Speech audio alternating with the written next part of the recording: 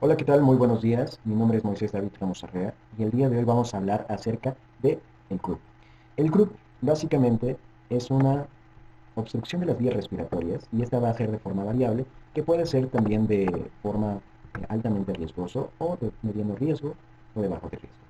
Y este se va a caracterizar por tener tos conocida como ladrido de perro o de foca. Tiene ronquera y también un estridor inspiratorio. La laringotraqueitis o croup, también conocida como pseudocroup, croup no difterico o falso croup, entre otros nombres, tiene una incidencia o afecta principalmente con mucha frecuencia a niños de 6 meses a 3 años de edad, teniendo una mayor frecuencia a la edad de los 2 años. A partir de los 2 años se genera una incidencia de entre 3 a 5 casos por cada 100 niños a partir del segundo año de vida, por lo cual se considera que la frecuencia es mayor a partir de los 2 años. Frecuentemente se da durante las temporadas de otoño o invierno, en las temporadas de frío, y esta va a tener una mayor incidencia de frecuencia durante las temporadas invernales, así como en lugares o regiones que tienen un clima frío. Por otro lado, epidemiológicamente hablando, va a afectar con mayor frecuencia a los hombres en una relación de 2 a 1, por lo cual los varones de una edad pediátrica van a tener mayor incidencia o frecuencia.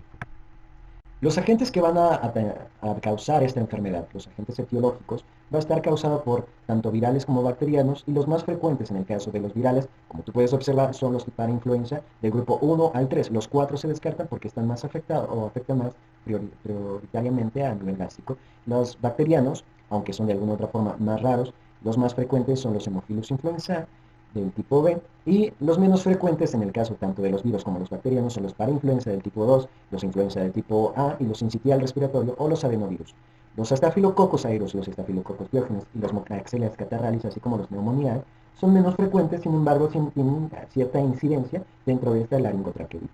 En caso de los virales, los que son muy raros y pocas veces se logra ver son los rinovirus y los enterovirus, así como los herpes simples. La fisiopatología y la patología de la enfermedad consiste en que el virus ingresa sobre las vías aéreas durante la mucosa y comienza a extenderse por contigüidad, así como avanza hacia o puede avanzar hacia la laringe y la tráquea y al mismo tiempo puede avanzar hacia los bronquios. Una vez que se llega a este nivel de los bronquios, durante el traspaso, el recorrido, más bien de la mucosa, la laringe, la tráquea y los bronquios, va a ir produciendo eritema y edema. Esto es importante porque van a generar un infiltrado inflamatorio de la lámina propia, así como de la mucosa y de la apéndice, lo que va a provocar que esta inflamación comience a generar una obstrucción. En los cuadros graves de la laringe o de la enfermedad, de la laringotraqueitis, perdón, se estrecha la luz y a futuro se obstruye con exudado fibrinoso y mucoide, produciendo, como tú puedes ver en la imagen, que generalmente debido a, aparte de la inflamación de la mucosa, debido al exudado fibrinoso y el exudado mucoide, estas capas van a producir que se estreche la luz del conducto y no permita que el flujo de aire sea adecuado, por lo que se genera cierta incapacidad del transporte aéreo o transporte gaseoso y va dificultada la respiración. Con ello se va a producir lo que es laringotraqueitis. El cuadro clínico está basado en una triada muy específica, ya que básicamente, según la guía de prácticas clínicas, podríamos entender a esta enfermedad solo con esta triada. Y ya que el diagnóstico es meramente clínico, tendríamos que encontrar que existe una disfonía, un estridor laringio y una tos tráquea. Encontrando estos tres, podríamos encontrar que hay una, inducir o deducir que hay una traqueitis. Por lo cual, aunado que puede haber una rinorrea, un ardor faríngeo y una tos leve, nos pueden ayudar a precisar más el diagnóstico. La obstrucción de la vía aérea va a conducir a que se presenten ciertos signos y síntomas que el paciente lo podemos observar y el paciente va a referir. En el caso de los menores, pues obviamente simplemente los vamos a observar.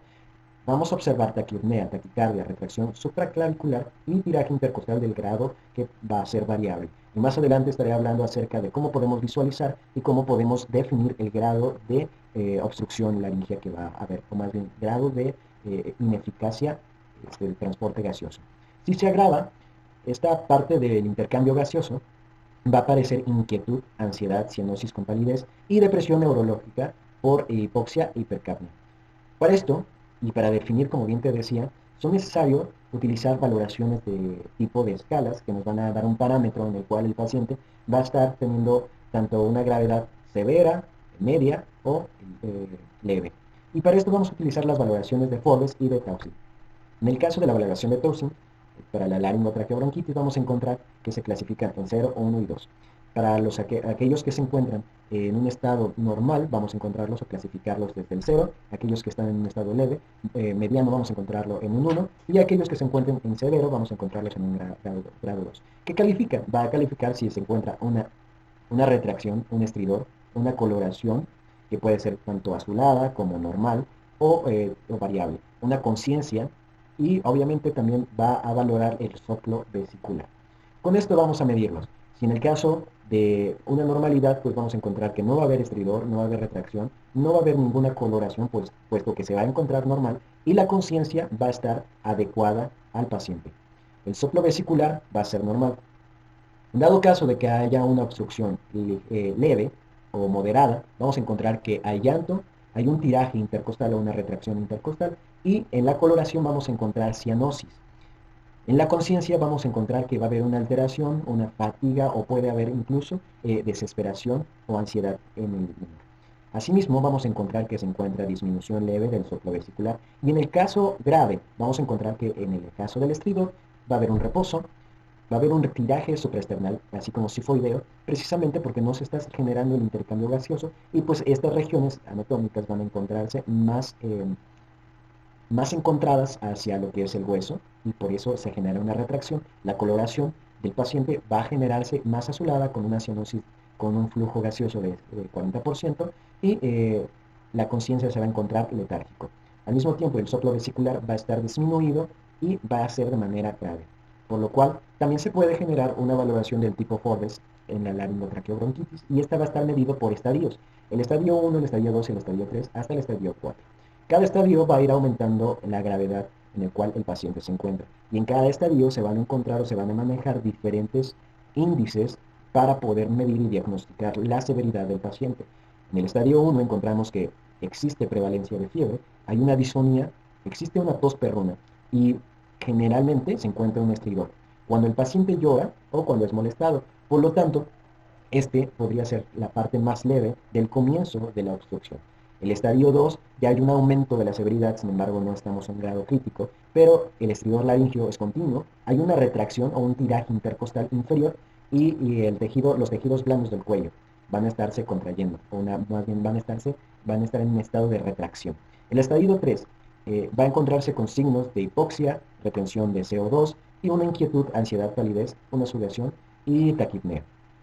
Cuando ya llegamos a este estadio 3 y el estadio 4 podemos considerarlos como graves. Por lo tanto, a partir de aquí debemos de moderar el comportamiento clínico y hacerlo de manera hospitalaria, internarlo o más bien inducirlo a una ayuda ventilatoria.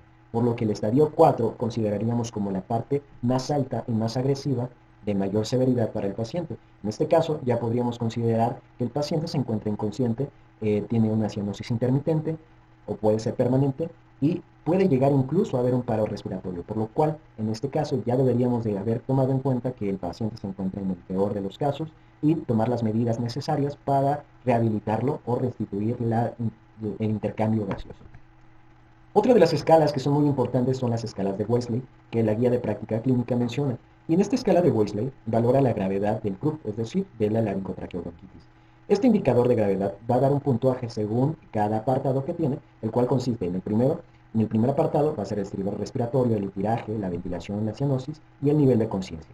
Cada uno de estos va a tener una subclasificación y estas subclasificaciones se les va a dar una puntuación que va desde el 0 hasta el 5. Dependiendo de cada subclasificación, se le va a añadir un valor específico, considerando que la sumatoria de estas puntuaciones nos va a diagnosticar el grado de severidad en el cual el paciente se encuentra.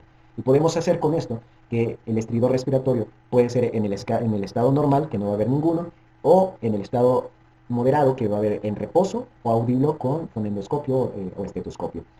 Y ya grados más severos, el estridor se va a encontrar tanto en reposo y va a ser audible sin estetoscopio.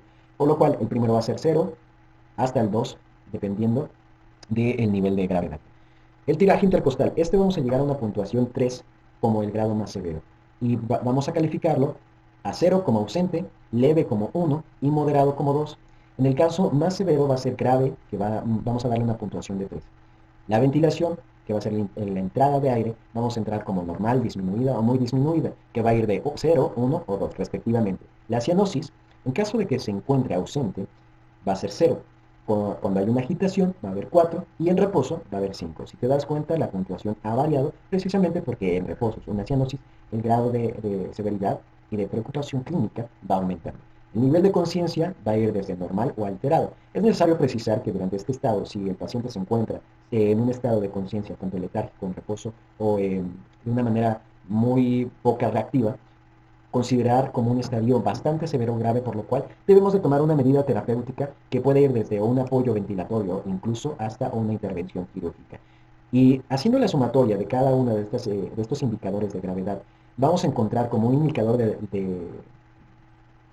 gravedad mínimo o leve cuando es menor a una puntuación de 3, a una calificación de moderado de un parámetro de entre 3 a 7 y totalmente grave o severo a partir de mayor a 7.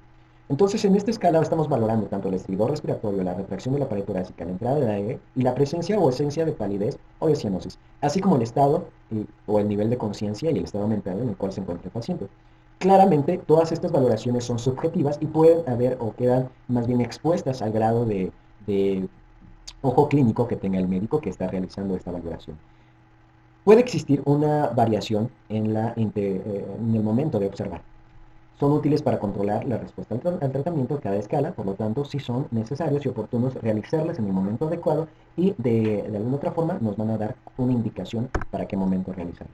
El diagnóstico, como bien mencionaba, es principalmente clínico. La laringotraqueitis se puede realizar una radiografía, sin embargo, se considera que no es apropiado precisamente porque el tiempo y el gasto que se va a realizar va a consumir mucho de lo que es vital para el paciente. Por lo cual, si se realiza, y si se llega a realizar, que sí, bien se puede realizar, vamos a encontrar que se encuentra un estrechamiento de la columna, de la columna de aire a nivel de laringeo de 5 a 10 milímetros por debajo del nivel de la cuerda vocal, lo que se le conoce como el signo de Spiegel. Este signo de Spiegel es el que tú puedes observar en la foto o en la imagen derecha, en el cual tú observas un estrechamiento a nivel laringeo de aproximadamente 10 o 5 milímetros. Por lo cual, esto nos puede ayudar a diagnosticar y a comprobar que hay una laringotraqueitis, precisamente porque se presenta en la laringe.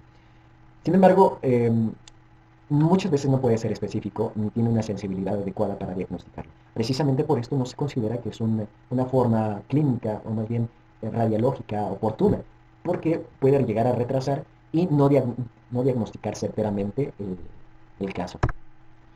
¿Qué otra forma de diagnosticar existe? Bueno, la inspección de la cavidad bucal y la bucofaringe va a ser importante.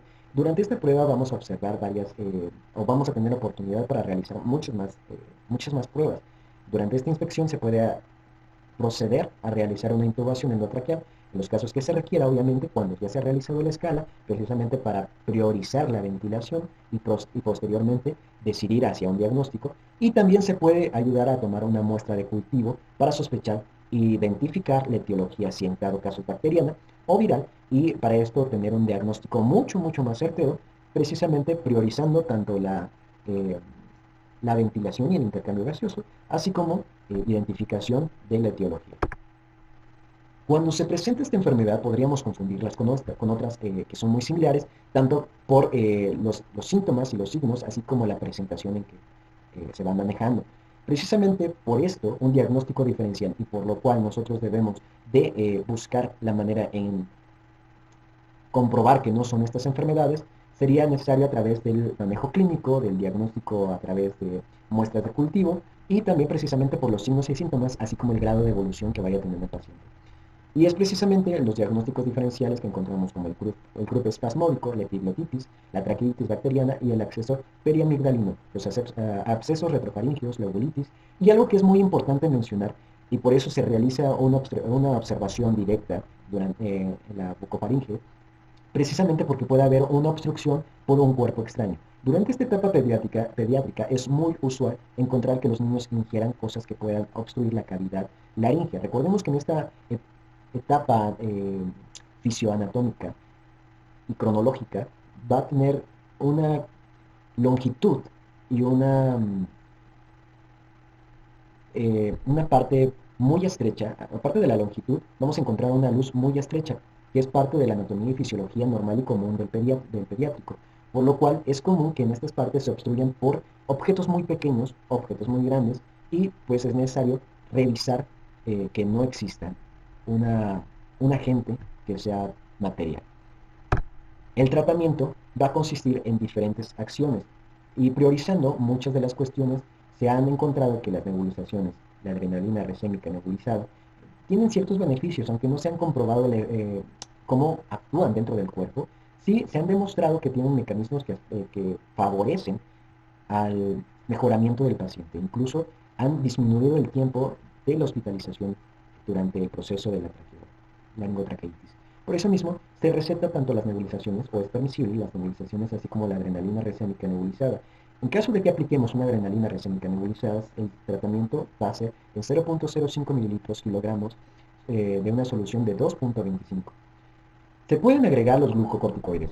Son eficaces para el tratamiento de la laringotraqueitis.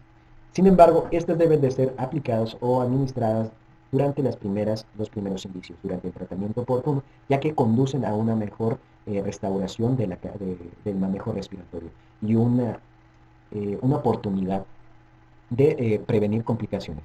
Entonces, deben de aplicarse durante las 6 horas o 12 horas de iniciado la laringotraqueitis y la complicación respiratoria. Aparte de los corticoides inhalados, también podemos hablar acerca de los oseltamivir por vía oral. Estos van a cortar los síntomas del CURP y son muy eficaces para disminuir el tiempo hospitalario, así como de evitar complicaciones como la otitis media.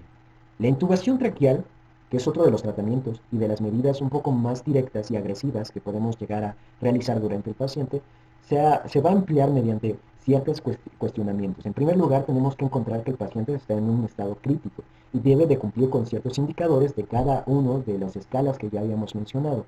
Cuando el paciente se encuentra en un estado mental confuso, retraído, disminuido y una poca reactividad, e incluso en pocos movimientos o en pocas acciones se genera una cianosis muy pronta, debemos de encontrar que sí es efectivo para poder realizarse una intubación traqueal.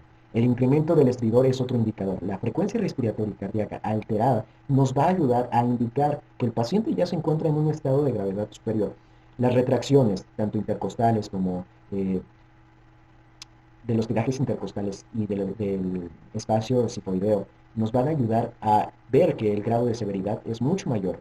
La cianosis, el agotamiento, la confusión mental y la falta de respuesta a la adrenalina son otro de los indicadores que nos van a ayudar a decidir o a tomar la decisión de una intubación traqueal. Esto que te menciono, cada una de la dexametasona, la budesonida, son administradas en diferentes dosis y pues va a variar precisamente por la presentación. Depende de si es un frasco, puede ser una sámpula o si va a ser vía intramuscular por vía oral. Y estas se van a administrar en unas dosis de 6 a 24 horas dependiendo de la evolución. El caso de la budesonida va a ser una dosis única, una suspensión para nebulizar, en un envase de 0.250 miligramos en 2 mililitros, como ya se había mencionado, y en una dosis recomendada de 2 miligramos por dosis nebulizada. Estos van a tener beneficios tanto para el intercambio gaseoso, para la desaparición de los síntomas y para evitar complicaciones. Hola, ¿qué tal? Muy buenos días. El día de hoy vamos a estar hablando acerca de la rinofaringitis, o también conocido como el resfriado común. Vamos a hablar acerca, y vamos a iniciar acerca de la definición de esta enfermedad, la cual consiste en una enfermedad meramente aguda, que por lo general tiende a ser de origen viral, y va a tener un agente causal etiológico variable, puede ser multicausal en aquel sentido de la etiología. Esta enfermedad se va a caracterizar por la presencia de escurrimiento nasal o rinorrea, así como de los estornudos, de la irritación nasofaringea y en muchos casos de la fiebre que no va a pasar a mayor de 38 grados centígrados, que obviamente es limitada. Esta enfermedad puede tener tanto complicaciones como, o puede no tener complicaciones, y esto va a depender precisamente del agente etiológico del cual vamos a estar hablando más adelante. A partir de aquí, como te había mencionado, existe una gran variedad de los agentes que pueden estar provocando la rinofaringitis. Y puede ser dividido tanto los virales, los bacterianos y los de variabilidad inespecífica. En cuanto a los virales, podemos encontrar como el principal agente causal, que es el rinovirus, y de ahí da el nombre, rinofaringitis, del coronavirus, adenovirus, el sincitial respiratorio, el cual también quiero que lo recuerdes porque es muy importante, el parainfluenza, que también es en esta enfermedad precisamente, hasta aquí en todas las enfermedades de vías respiratorias superiores, te habrás dado cuenta que estos agentes etiológicos tienden a estar muy presentes, y es precisamente porque generan una enfermedad específica y una sintomatología variable, pero regularmente tienden a estar presentes en varias enfermedades, por lo cual a veces puede ser muy difícil su diagnóstico. También encontramos virus como el Coxicae, el Covirus, influenza del tipo A y B y el picoronavirus. Las bacterias pueden ser obviamente el Streptococcus y otras de variabilidad en específica, el Mycoplasma pneumoniae, ¿verdad? Como te mencionaba, el rinovirus es de los más comunes en esta enfermedad y es precisamente porque tiene una gran variabilidad de más de 100 serotipos que causan entre el 30 y el 50% de todas las enfermedades de resfriados y hasta 80% puede llegar a incrementarse en temporadas o en momentos de brotes epidémicos. Por lo tanto, debido a que existe una gran variedad de serotipos, es muy difícil generar una vacuna, un componente de inmunización específico, ya que existe una gran variabilidad. Los rinovirus son virus de ARN que se clasifican como picornavirus. El picornavirus, perdón, es una familia de ramificaciones en las cuales pueden generar diferentes agentes, virus, de los cuales está el rinovirus. No debería de sorprenderte que muchos de los que te voy a mencionar pertenecen a los picornavirus. El periodo de contagio es variable y debido a esto puede llegar a ser de 7 a 10 días. Puede prolongarse hasta 3 semanas con un periodo de incubación de 2 a 3 días. Esto de los periodos de incubación y de los procesos para contagio van a ir cambiando, pero regularmente no van a excederse más de las semanas, más de una semana durante los 7 primeros días. Y el periodo de incubación, que no suele prolongarse más de los 3 días. Más de los 3 días o incluso 7 días.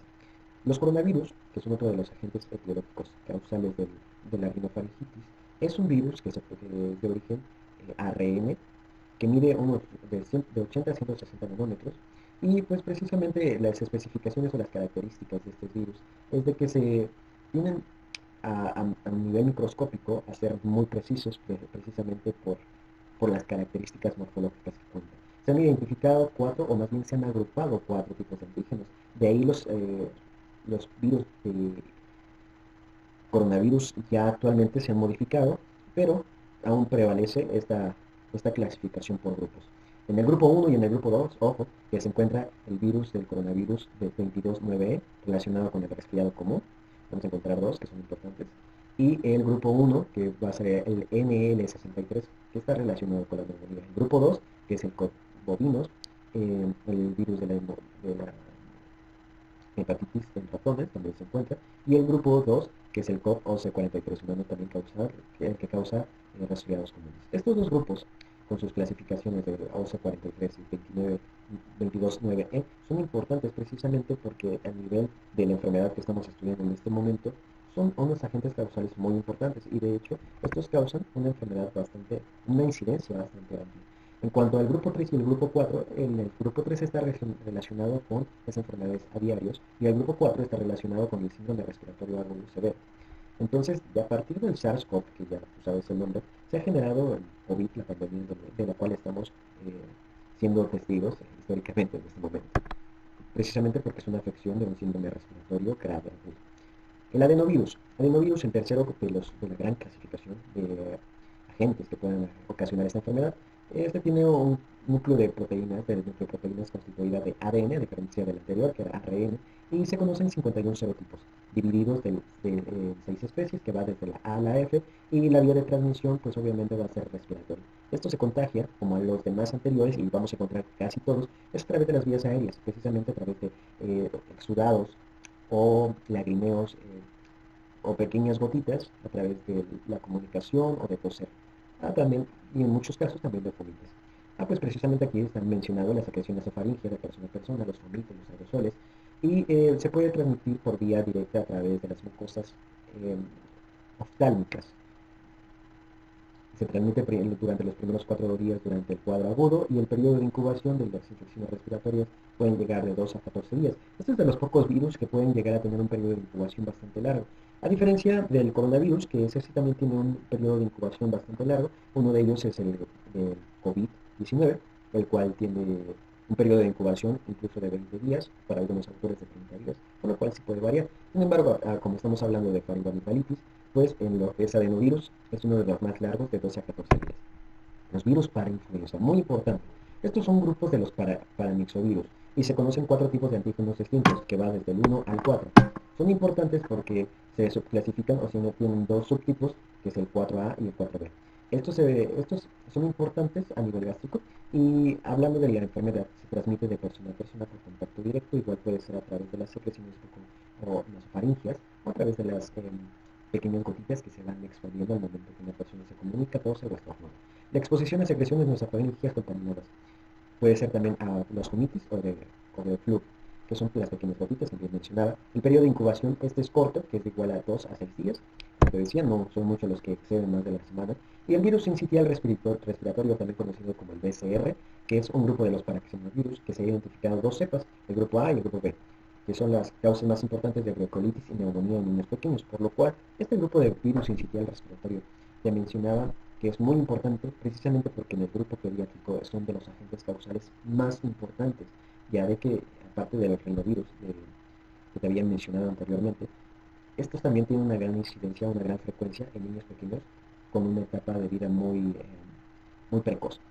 Frecuentemente en invierno y comienzos de primavera. Bueno, aquí nos está hablando acerca de la epidemiología de esta enfermedad. Pues como ya te habrás dado cuenta, todas las enfermedades respiratorias, a excepción de unas muy pocas, se van a dar en las temporadas invernales, a partir de primavera y otoño, los cuales también tienen que ver en regiones de climas muy, eh, muy fríos, los cuales se genera más proporción o propaga más rápidamente todo lo que es la enfermedad. Esto es importante también porque al mismo tiempo nos habla acerca del hacinamiento o acumulación de personas, en la cual en lugares donde hay mayor número de usuarios puede contagiarse o propagarse más rápido la enfermedad.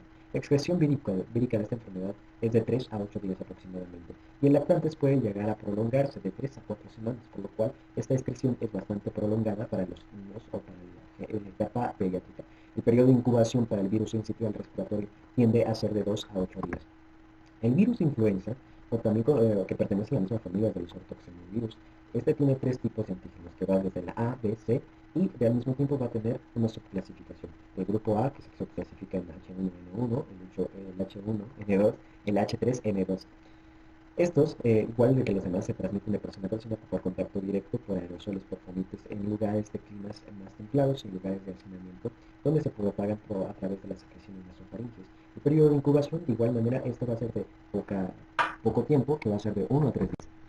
En cuanto a la patogenia y patología, esto es muy sencillo, sencillamente a través de las mucosas, tanto orales y oftálmicas, a través de los conjuntivales, la replicación in situ y diseminación se genera precisamente en estos lugares en donde van a entrar, son sus vías de acceso y se van a propagar por las diferentes vías respiratorias superiores. La descarga del virus van a ser de 2 a 7 días y va a afectar principalmente lo que es el epitelio respiratorio, los senos paranasales, las trompas de Eustaquio y las zonas que van a ser las zonas de técnicamente. El cuadro clínico general para cada agente etiológico se va a basar básicamente en una fiebre que no va a ser mayor a 38 grados, obviamente los estornudos, la rinorrea, la congestión nasal, tos y malestar general, dolor del cuerpo. La duración y las complicaciones que se pueden presentar en diferentes etiologías van a ser variables precisamente porque va a depender del origen o del agente causal. Y es así, si bien yo te menciono aquí el cuadro clínico general de todos los agentes causales, es importante que tú entiendas que existe una gran variabilidad en cuanto a la presentación de los síntomas según el agente causal. Vamos a hablar, el rinovirus y el coronavirus tienden a generar un inicio con prurito y ardor faríngeo. A partir de aquí también se generan los escalofríos, la cefalgia, el ardor conjuntival y el lagrimal.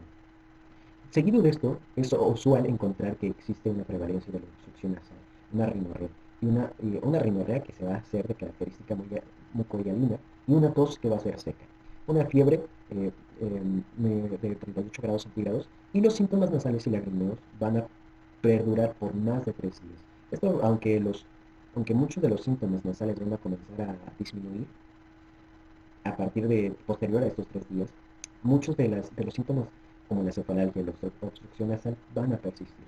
En cuanto a los adenovirus, estos van a tener ciertas características de los síntomas generales que te había mencionado. A partir de aquí van a haber manifestaciones sistémicas moderadas en niños o adolescentes y puede producir incluso neumonía grave en lactantes. Esta es una de las complicaciones que se puede prevenir precisamente con un tratamiento oportuno. Aunque regularmente cabe destacar que el resfriado común tiende a tener sus propios anticuerpos que contraatacan esta enfermedad para el agente etiológico específico y regularmente no requiere de una base terapéutica muy amplia. Para influenza, produce síntomas de resfriado común y faringitis. Son la causa principal de la laringotraqueobronquitis y con mayor frecuencia la bronquitis y neumonía. Ahora, para el caso de los virus sincitial respiratorio, también conocido como el BCR, ojo aquí, porque te mencionaba desde las diapositivas anteriores que esto es muy importante para la etapa pediátrica. ya que es la causa más importante de bronquiolitis y neumonía en lactantes. Y en recién nacidos y prematuros los signos respiratorios pueden ser mínimos con prevalencia de letargo. Sin embargo, existe mayor irritabilidad y dificultad para la alimentación debido a que hay una dificultad respiratoria. Entonces es muy importante. El tratamiento no farmacológico debe basarse en elevar la cabeza y aspirar secreciones, un reposo de 7 días dependiendo del periodo del agente etiológico, pero regularmente tiende a ser durante una semana, inhalación del vapor, una semana porque en ese periodo regularmente todos los agentes etiológicos generan una excreción del virus, al mismo tiempo que el periodo agudo es durante los primeros 3 días, 4 días, el periodo de incubación no suele ser más allá de la primera semana, por lo cual se puede generar una menor transmisión. A esto se le pide al paciente de que no asista al trabajo o incluso a la primaria clases en el caso de los niños para evitar la transmisión de la enfermedad y al mismo tiempo de que se pueda generar una recuperación más rápida. La inhalación de vapores se ha encontrado que está mucho más, es muy efectivo para aliviar la congestión nasal. La alimentación. Mantener una dieta común, habitual, no tiene una gran especificidad y la fiebre pues, puede bajarse con ingesta de líquidos o remedios caseros como poner torunas con agua fría para disminuir la fiebre. La orinofagia básicamente es tomar bebidas calientes y gargantas con solución salina. No hay más. En el tratamiento farmacológico vamos a encontrar que existen los agentes adrenérgicos orales típicos como la efedrina o pseudoephedrina que por su acción vasoconstrictora son o van a ser muy eficaces para descongestionar las vías nasales y aliviar la obstrucción nasal. Algo que se ha estado cuestionando mucho es la vitamina C, ya que no se ha encontrado, en muchas ocasiones las abuelas y los niños les recomiendan la vitamina C, sin embargo no se ha encontrado que haya realmente una explicación científica para su uso, por lo cual se descarta. La gamma-globina parental no tiene acción anteriormente de la vitamina C, no tiene una acción antigripal demostrada, pero la inmunoglobina administrada en aerosol basal 2 veces al día por 8 semanas parece ser eficaz para prevenir síntomas de rinitis en niños. En el caso del oseltamivir, este sí es muy importante y se puede llegar a administrar en 2 miligramos kilogramos por vía oral y puede ser un periodo de 2 días o por 5 días como máximo. En niños de 1 a 12 años se puede aplicar en las primeras 48 horas después de reducir el tiempo de la enfermedad, tanto fiebre, tos, coriza y reducir otitis media. Más bien la complicación de la otitis media. Recordemos que una de las complicaciones que se generan en este rango de edad es infecciones de las vías auditivas por la trompa de Eustaquio, la cual anatómicamente es más horizontal y permite el acceso de bacterias o de virus, lo cual va a generar lo que es la otitis media. Debido a esto, el oseltamivir nos ofrece una precaución y una prevención de esta enfermedad. Los inhibidores de neuroamidasa, como zanamivir o oseltamivir. Estos son muy importantes contra el virus de la influenza para el grupo A y el grupo B, y estos sí se deben de recomendar en niños, obviamente para prevenir complicaciones que sean de este grupo y toda la sintomatología que ya se había hablado anteriormente. Uno de los más tratamientos con muy buen resultado es la mantirina y rimantidina, que impide la replicación del virus del tipo A, la influenza del tipo B y la inhibición de la proteína viral M2, la cual son muy comunes que se generen una gran cantidad de serotipos. Disminuye la intensidad de los signos y síntomas y se administra durante las primeras 48 horas de la enfermedad. La dosis para niños de 1 a 9 años va a variar dependiendo si su grado, su peso en el cual se encuentra. Es decir, que va a ser 5 miligramos kilogramos día durante 2 a 5 días máximo, con 150 miligramos al día, dividida en 2 fracciones. Para los niños mayores de 10 años o de más de 40 kilogramos, va a ser de 200 miligramos día, dividida en una o dos aplicaciones. Las contraindicaciones, pues obviamente va a ser que no se le puede recetar a los lactantes, y esta es una complicación que debemos de considerar precisamente porque si no se puede administrar estos medicamentos que son por vía oral, se tiene que recurrir a tratamientos que sean descongestionantes para que la obstrucción nasal no genere una irritabilidad y pueda tener un intercambio gaseoso adecuado. Entonces, también considerarse con niños que tienen una enfermedad grave o que están pasando por una competencia deportiva, ya que estos tratamientos suelen no ser eficaces en ellos. Los pacientes inmunodeprimidos, como casi todas las enfermedades, estos pacientes inmunodeprimidos siempre van a tener una consideración muy adecuada, muy importante durante el tratamiento. La prevención, pues obviamente esto es a través del lavado, de evitar el contacto con enfermedades, con personas que tengan esta enfermedad, familiares que estén o pasando por un transcurso de esta enfermedad, evitar el contacto con nuestros hijos o familiares o niños que tengamos, promover el lavado tanto de los chupones como de los juguetes, ya que a través de ahí hay muchas bacterias y virus que pueden entrar a través de la vía oral. Obviamente enseñarle al niño a lavarse las manos con agua y con jabón, así como también en niños muy pequeños como los lactantes y los recién nacidos generar una intención o promover más allá en la madre que se dé una lactancia materna, ya que aquí se generan los anticuerpos para prevenir muchas de las enfermedades. Se ha encontrado que las madres que no generan esta lactancia materna adecuada, los niños tienden a sufrir muchas enfermedades respiratorias y no solo esas, también gástricas.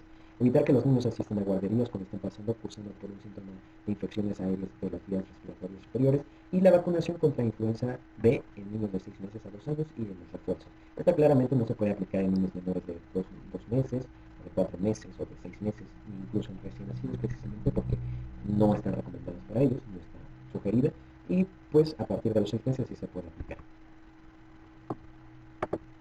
Sin más, hasta aquí terminamos en la parte de la exposición de las vías respiratorias superiores, lo cual les agradecemos su atención y todo este tiempo que nos han brindado. Muchas gracias.